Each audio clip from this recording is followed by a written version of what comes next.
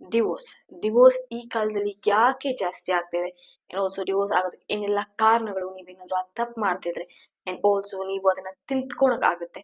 So ಈ ವಿಡಿಯೋನ complete ಆಗಿ ನೋಡಿ, ಡಿವೋರ್ಸ್ ಯಾವ ಕಾರಣಕ್ಕಾಗುತ್ತೆ ಅಂಡ್ ಕಪಲ್ಸ್ ಯಾವ ರೀತಿ ಅದನ್ನ ತಿದ್ಕೊಂಡು ನಿಮ್ಮ ರಿಲೇಶನ್ಶಿಪ್ಸ್ ನ ಉಳಿಸ್ಕೊಂಡು ಹೋಗ್ಬೋದು ಅಂತ. ಎಲ್ಲರಿಗೂ ನಮಸ್ಕಾರ. ಸೊ ಇವತ್ತು ನಾನು ಡಿವೋರ್ಸ್ ಬಗ್ಗೆ ಮಾತಾಡ್ತಾ ಇದ್ದೀನಿ ಅಂಡ್ ಯಾರೆಲ್ಲ ನನ್ನ ಚಾನೆಲ್ ಸಬ್ಸ್ಕ್ರೈಬ್ ಆಗಿಲ್ವೋ ಪ್ಲೀಸ್ ಸಬ್ಸ್ಕ್ರೈಬ್ ಆಗಿ, ಲೈಕ್ ಮಾಡಿ, ಕಮೆಂಟ್ ಮಾಡಿ ಅಂಡ್ ಆಲ್ಸೋ ಶೇರ್ ಮಾಡಿ. ಇತ್ತೀಚೆಗೆ ನೀವು ನೋಡ್ತಾ ಇದ್ರೆ ತುಂಬಾನೇ ಡಿವೋರ್ಸ್ ಕೇಸಸ್ ಇದೆ ಅಂಡ್ ತುಂಬಾನೇ ಕಪಲ್ಸ್ ಮಧ್ಯೆ ಇಶ್ಯೂಸ್ ಇದೆ, ಪ್ರಾಬ್ಲಮ್ಸ್ ಇದೆ.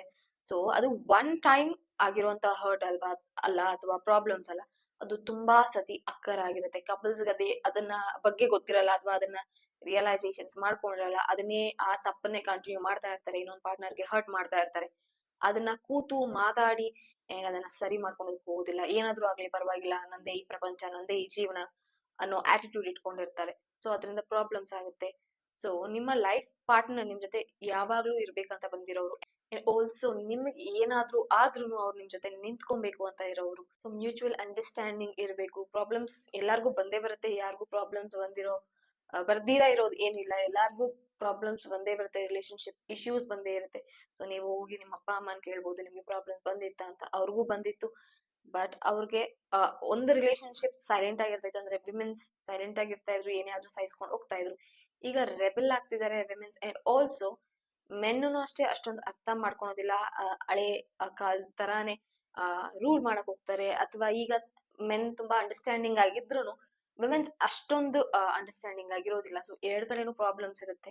ಸೊ ಅದನ್ನ ಅರ್ಥ ಮಾಡ್ಕೊಂಡು ಕೂತು ಮಾತಾಡಿ ಸರಿ ಮಾಡ್ಕೊಳ್ಬಹುದು ಅನ್ನೋದು. ಆದ್ರೆ ಈ ಪಾಯಿಂಟ್ಸ್ ನೆಲ್ಲ ಲೆಕ್ಕಕ್ಕೆ ಇಟ್ಕೊಂಡು ಅದ್ರ ಮೇಲೆ ಫೋಕಸ್ ಮಾಡಿ ಅದ್ರ ಮೇಲೆ ವರ್ಕ್ ಮಾಡ್ತಾ ಹೋಗ್ತಾರೆ, ನಿಮ್ಮ ರಿಲೇಶನ್ಶಿಪ್ ಹೀಲ್ ಆಗ್ಬೋದು. ಫಸ್ಟ್ ಪಾಯಿಂಟ್ ಎಲ್ಲಿ ತಪ್ಪು ಮಾಡ್ತಾ ಇದ್ದೀರಾ ಅಂದ್ರೆ ರೆಸ್ಪೆಕ್ಟ್ ಕೊಡೋದ್ರಲ್ಲಿ. ಮೆನ್ ಆಗಿರ್ಲಿ ವಿಮೆನ್ ಆಗಿರ್ಲಿ ರೆಸ್ಪೆಕ್ಟ್ ಕೊಡ್ಬೇಕಾಗತ್ತೆ. ಸೊ ನೀವು ನಾಲ್ಕು ಗೋಡೆ ಮಧ್ಯೆ ಹೋಗೆ ಬಾರೆ ಅಥವಾ ಹೋಗೋ ಬಾರೋ ಅನ್ಕೊಂಡು ಏಕವಚನದಲ್ಲಿ ಮಾತಾಡಿದ್ರೆ ಪರವಾಗಿಲ್ಲ. ಬಟ್ ಬೇರೆಯೊಬ್ಬರ ಮುಂದೆ, ನಿಮ್ಮ ಮನೆಯವರ ಮುಂದೆ ಅಥವಾ ನಿಮ್ಮ ಸಂಬಂಧಿಕರ ಮುಂದೆ, ಫ್ರೆಂಡ್ಸ್ ಮುಂದೆ ಕೇವಲವಾಗಿ ಮಾತಾಡೋಕ್ ಹೋಗ್ಬಾರ್ದು. ಅಥವಾ ಅವರ ಮೈನಸ್ ವೀಕ್ನೆಸ್ ಪಾಯಿಂಟ್ಸ್ ನ ಅವ್ರಿಗೆ ಹೇಳಿ ನಗೆ ಪಾಟ್ಲ ಮಾಡಬಾರ್ದು, ಅವ್ರ ಮುಂದೆ ಅವಮಾನ ಮಾಡಕ್ ಹೋಗ್ಬಾರ್ದು. ನಿಮ್ಗೆ ಅನ್ಸ್ತಾ ಇರುತ್ತೆ ನನ್ ವೈಫ್ ನನ್ನ ಹಸ್ಬೆಂಡ್ ಏನು ಅನ್ಕೊಳೋದಿಲ್ಲ ಅಂತ, ಬಟ್ ದೆನ್ ಡೀಪ್ ಡೌನ್ ಅವ್ರಿಗೆ ಹರ್ಟ್ ಆಗ್ತಾ ಇರುತ್ತೆ. ಈ ತರ ಮಾಡಿದ್ರು, ಈ ತರ ಹಂಗಿಸ್ತಿದ್ದಾರೆ ಅಂತ ಅದ್ರ ಮೇಲೆ ಜಾಸ್ತಿ ಕಾನ್ಸಂಟ್ರೇಟ್ ಮಾಡಕ್ ಹೋಗ್ತಾರೆ, ವಿಚಾರದ ಮೇಲೆನೆ ಜಾಸ್ತಿ ಯೋಚನೆ ಮಾಡ್ತಾ ಇರ್ತಾರೆ. ಅಂಡ್ ಅದು ಯಾವಾಗ್ಲೂ ಬೆಳಿತಾ ಹೋಗ್ತಾ ಇರುತ್ತೆ ಹರ್ಟ್. ಅಂಡ್ ಮುಂದಿನ ಸತಿ ಆ ತರ ಮಾಡ್ತಾರ ಅಥವಾ ಇನ್ನೊಂದು ರೆಬೆಲ್ ಆಗ್ತಾ ಹೋಗ್ತಾ ಇರ್ತಾರೆ, ಒಳಗೆ ರೆಬೆಲ್ನೆಸ್ ಬರ್ತಾ ಇರುತ್ತೆ. ಸೊ ನೀವು ನಿಮ್ಮ ಪಾರ್ಟ್ನರ್ಸ್ಗೆ ಮರ್ಯಾದೆ ಕೊಡ್ಲೇಬೇಕು. ಅಂಡ್ ಬೇರೊಬ್ಬರ ಮುಂದೆ ಅವ್ರಿಗೆ ಅವಮಾನ ಮಾಡಬಾರ್ದು. ವೈಫೇ ಆಗಿರ್ಲಿ, ಹಸ್ಬೆಂಡೇ ಆಗಿರ್ಲಿ, ನಿಮ್ಮ ಪಾರ್ಟ್ನರ್ಸ್ ಮರ್ಯಾದೆ ಅಥವಾ ನಿಮ್ಮ ಪಾರ್ಟ್ನರ್ಸ್ ಫೀಲಿಂಗ್ಸ್ ನ ನೀವೇ ಕಾಪಾಡಬೇಕು ಬೇರೆಯವ್ರ ಮುಂದೆ. ಇನ್ನೊಂದು ಪಾಯಿಂಟ್ ಬಂದು B empathetic. So men problem women ಗೊತ್ತಿರಲ್ಲ, ವಿಮೆನ್ ಪ್ರಾಬ್ಲಮ್ ಮೆನ್ ಗೊತ್ತಿರಲ್ಲ. ಸೊ ಅದು ಕ್ಲಾಶ್ ಆಗುತ್ತೆ. ಮೆನ್ ಜಾಸ್ತಿ ಈಗೋ ಇರ್ಬೋದು ಅಂಡ್ ವಿಮೆನ್ಸ್ ಜಾಸ್ತಿ ಪ್ರಾಬ್ಲಮ್ಸ್ ಫೇಸ್ ಮಾಡಿ ಅವ್ರಿಗೆ ಹರ್ಟ್ಸ್ ಜಾಸ್ತಿ ಇರುತ್ತೆ, ಪ್ರಾಬ್ಲಮ್ಸ್ ಜಾಸ್ತಿ ಇರುತ್ತೆ, ನೋವು ಜಾಸ್ತಿ ಇರುತ್ತೆ. ಅಂಡ್ ಮೆನ್ಗೆ ಅವರ ಮರ್ಯಾದೆ ಜಾಸ್ತಿ ಇರ್ಬೇಕು ಸೊಸೈಟಿಯಲ್ಲಿ ಅಂತ ಅನ್ಕೊಂತಾರೆ, ವೈಫ್ ಅಷ್ಟೇ ಕೊಡ್ಬೇಕು ಅಂತ ತಿಳ್ಕೊಂತಾರೆ. ಬಟ್ ಇಲ್ಲಿ ಒಬ್ಬರ ಪ್ರಾಬ್ಲಮ್ ಒಬ್ರಿಗೆ ಗೊತ್ತಿರಲ್ಲ ಅಂಡ್ ಒಬ್ಬರ ಥಾಟ್ ಪ್ರಾಸೆಸ್ ಒಬ್ರಿಗೆ ಗೊತ್ತಿರಲ್ಲ. ಸೊ ಎಲ್ಲಾನು ಶೇರ್ ಮಾಡ್ಕೊಬೇಕಾಗುತ್ತೆ, ನಿಮ್ಮ ವೈಫ್ ಆಗ್ಲಿ ನಿಮ್ಮ ಹಸ್ಬೆಂಡ್ ಹತ್ರ. ಸೊ ಶೇರ್ ಮಾಡ್ಕೊಂಡಾಗ ಗೊತ್ತಾಗುತ್ತೆ ಯಾವ್ದ್ರಿಂದ ಅವ್ರಿಗೆ ಹರ್ಟ್ ಆಗುತ್ತೆ, ಯಾವ ರೀತಿ ಇರ್ಬೇಕು, ಯಾವ ರೀತಿ ನಾವು ಸಂಭಾಳಿಸ್ಬೇಕು ಸಂಬಂಧಗಳನ್ನ ಅಂತ ಗೊತ್ತಾಗುತ್ತೆ. ಸೊ ಬಿ ಎಂಪಥೆಟಿಕ್, ಅವ್ರ ಪ್ರಾಬ್ಲಮ್ ಏನಿದೆ ಅಂತ ಅರ್ಥ ಮಾಡ್ಕೊಳ್ಳಿ ಅಂಡ್ ಯಾವ ರೀತಿ ನೀವ್ ಇರ್ಬೇಕು ಅನ್ನೋದನ್ನ ಪ್ರಾಕ್ಟೀಸ್ ಮಾಡ್ಕೊಳ್ಳಿ ಅಥವಾ ತಿಳ್ಕೊಳ್ಳಿ. ಸೊ ನಿಮ್ಗೆ ಅದು ಮುಂದಕ್ಕೆ ಯೂಸ್ ಆಗ್ಬೋದು.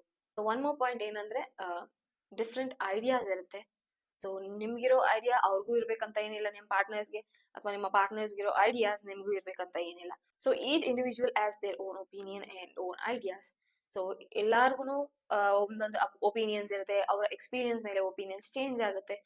ಸೊ ಅದೇ ಸರಿ ಇದೇ ತಪ್ಪು ಅಂತ ವಾದಿಸೋದು ತಪ್ಪಾಗುತ್ತೆ. ಸೊ ಅವ್ರು ಹೇಳೋದಕ್ಕೂ ಒಂದು ರೀಸನ್ ಇರುತ್ತೆ, ಅವ್ರೇನೋ ಎಕ್ಸ್ಪೀರಿಯನ್ಸ್ ಮಾಡಿರ್ತಾರೆ, ನೀವ್ ಹೇಳೋದಕ್ಕೂ ಒಂದು ರೀಸನ್ ಇರುತ್ತೆ. ಅದನ್ನ ಕಾಮಾಗಿ ಮಾತಾಡ್ಬೇಕು. ಅದ್ರ ಬದಲು ನಾನು ಹೇಳಿದ್ದೆ ಕರೆಕ್ಟ್, ನೀನ್ ಹೇಳಿದ್ದೆ ರಾಂಗ್ ಅಂತ ಯಾವಾಗ್ಲೂ ಬೇರೆಯೊಬ್ಬರನ್ನ ರಾಂಗ್ ಆಗಿ ಪ್ರೂವ್ ಮಾಡೋದಲ್ಲ. ಸೊ ನೀವು ನಿಮ್ ಪಾರ್ಟ್ನರ್ಸ್ ನ ರಾಂಗ್ ಆಗಿ ಪ್ರೂವ್ ಮಾಡ್ತಾನೆ ಇದ್ರೆ ಅವ್ರ ಏನ್ ಮಾಡ್ತಾರೆ, ಅವ್ರಿಗೂ ಬೇಸತ್ ಹೋಗಿ ನಾನ್ ಯಾಕೆ ಆರ್ಗ್ಯೂ ಮಾಡ್ಬೇಕು ಅವ್ರ ಹತ್ರ, ನಾನು ಏನು ವಾದ ಮಾಡೋದಕ್ ಆಗಲ್ಲ ಅಂತ ಅವರ ಒಪಿನಿಯನ್ಸ್ ನ, ಅವರ ಫೀಲಿಂಗ್ಸ್ ನ ಎಲ್ಲಾದನ್ನು ಶೇರ್ ಮಾಡ್ಕೊಳೋದು ಬಂದ್ ಮಾಡ್ತಾರೆ. ಸೊ ಬೆಟರ್ ಅವರ ಆರ್ಗ್ಯುಮೆಂಟ್ಸ್ ಗೆ ಅಥವಾ ಅವರ ಒಪಿನಿಯನ್ಸ್ ಗೆ ರೆಸ್ಪೆಕ್ಟ್ ಕೊಟ್ಟು ಅಥವಾ ಅವರು ನಿಮ್ಮ ಒಪಿನಿಯನ್ಸ್ ಗೆ ರೆಸ್ಪೆಕ್ಟ್ ಕೊಡೋ ತರ ಮಾಡ್ಬೇಕಾಗುತ್ತೆ ನೀವು. ಸೊ ಇನ್ನೊಂದು ಪಾಯಿಂಟ್, ಅನ್ರಿಯಲಿಸ್ಟಿಕ್ ಎಕ್ಸ್ಪೆಕ್ಟೇಷನ್ಸ್.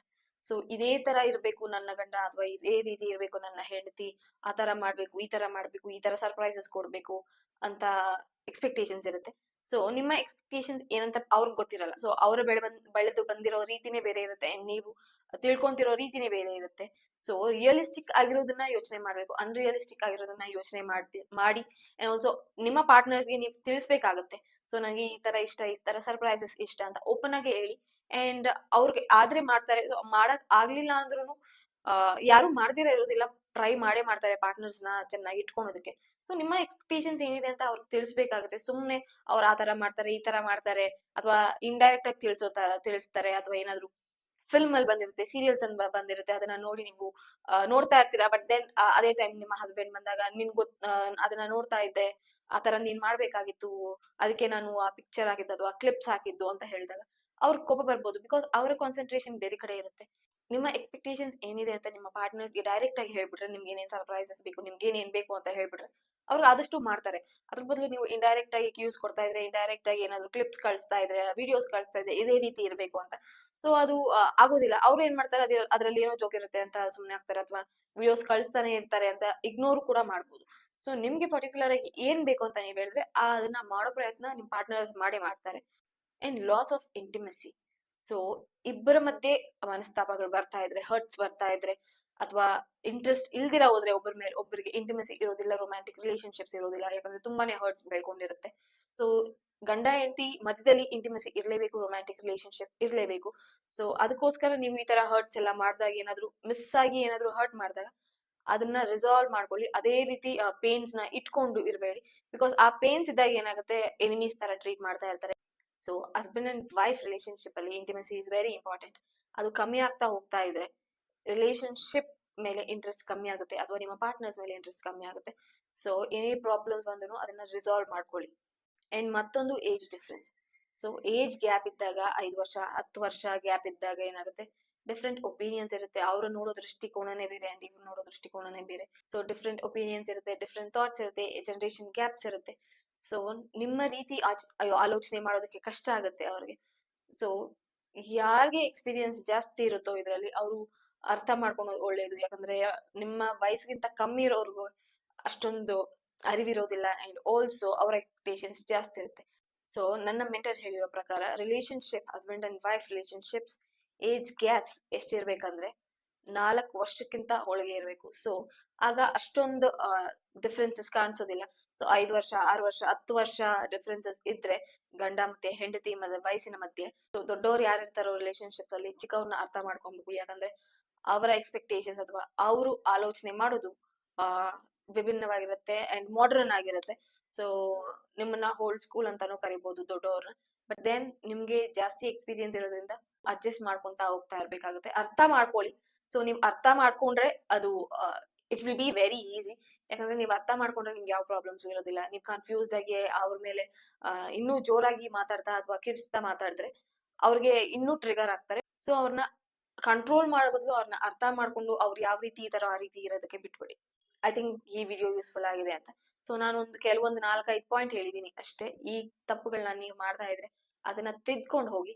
ಅಂಡ್ ಯಾರೆಲ್ಲ ನನ್ನ ಚಾನೆಲ್ ನೋಡ್ತಿದಿರೋ, ವಿಡಿಯೋ ನೋಡ್ತಿದಿರೋ, ಸಬ್ಸ್ಕ್ರೈಬ್ ಮಾಡಿ, ಲೈಕ್ ಮಾಡಿ, ಅಂಡ್ ಆಲ್ಸೋ ಕಮೆಂಟ್ ಮಾಡಿ. ನಿಮ್ಮ ರಿಲೇಶನ್ಶಿಪ್ ಅಲ್ಲಿ ಏನೇನ್ ಇಶ್ಯೂಸ್ ಆಗ್ತಿದೆ ಅಂತ ಕಮೆಂಟ್ ಮಾಡಿದ್ರೆ ನಾನು ಅದಕ್ಕೆ ಏನ್ ಮಾಡ್ಬೇಕು ಅಂತ ಸಜೆಸ್ಟ್ ಮಾಡ್ತೀನಿ, ಅಂಡ್ ಆಲ್ಸೋ ಅದ್ರ ಮೇಲೆ ವಿಡಿಯೋ ಮಾಡ್ತೀನಿ. And I hope this was useful. Thank you so much.